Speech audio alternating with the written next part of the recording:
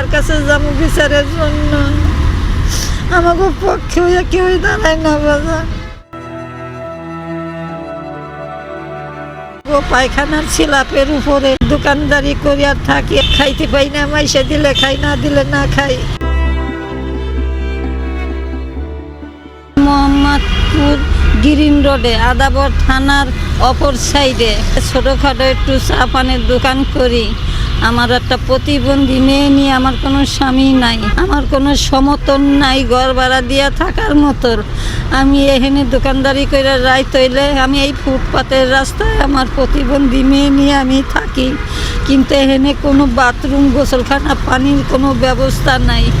এখানে একটা 16 তলার বিল্ডিং আছে, তো পায়খানার ছিলাপের উপরে দোকানদারি করিয়া থাকি। আজকে 40-50 বছর ধরে হয়ে গেছে।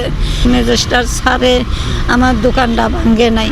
স্যারে বলছিল যে আমার একটু মাথা খোঁজার একটা ঘরের ব্যবস্থা কইরা দিবে।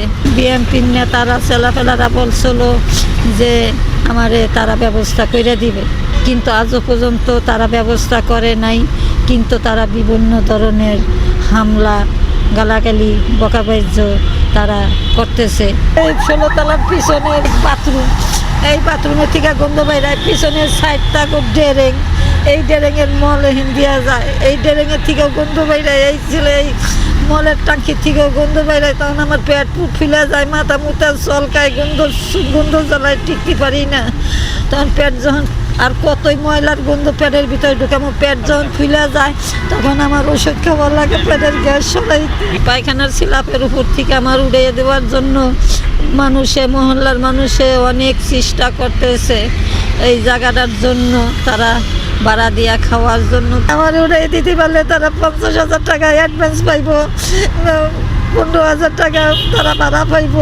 আমার কাছে থেকে তো তারা টাকা নিতে পারে না, আমি কই থেকে দিব? এই জন্য উড়াই দিতে পারলে এইটুকের ভাড়াও তারা খাইতে পারবো। আপনি ফুলাইছে যে আমরা কইরা দিব, কিন্তু না, ওইটি তারা তাগো ধান্দায় তারা আছে। তারা কেমনে উপরে উঠবে? তারা কথায় কথায় কয় 15 বছর আওয়ামী লীগ সরকার খাইছে, এখন আমাকে খাওয়াইবেন না কেন? আমি এখন আমাকে খাওয়ার পালা। তারা বলে আইতে যাইতে সব সময় আওয়ামী লীগ সরকার খাইছে, এখন আমরা খামো। গালি গালাজ, বকা বাইজ্য তারা করে, পারে না আমার শরীরে তারা হাত তুলে হেলায়। আমার মৃত্যু বাবা মারে জঘন্য ভাষায় তারা গালাগালি করে। আমি কোনো ভিক্ষা করি না, আমি 10 জনের সাথে কাজ করে খাইবার লাগছি। আল্লাহ দিলে খাই, না দিলে আমি না খাইয়ে থাকি। আমার কাছে থেকে তো তারা টাকা নিতে পারে না, আমি কই থেকে দিব? এই জন্য উড়াই দিতে পারলে এইটুকের ভাড়াও তারা খাইতে পারবো। কয় অভিযান আছে, মুভির কোর্ট আছে, ম্যাজিস্ট্রেট আসবে, কইরা কইরা সব দোকানদারের কাছে থেকে টাকা নিয়ে বলে কোন অফিসে তারা জমা দেয়।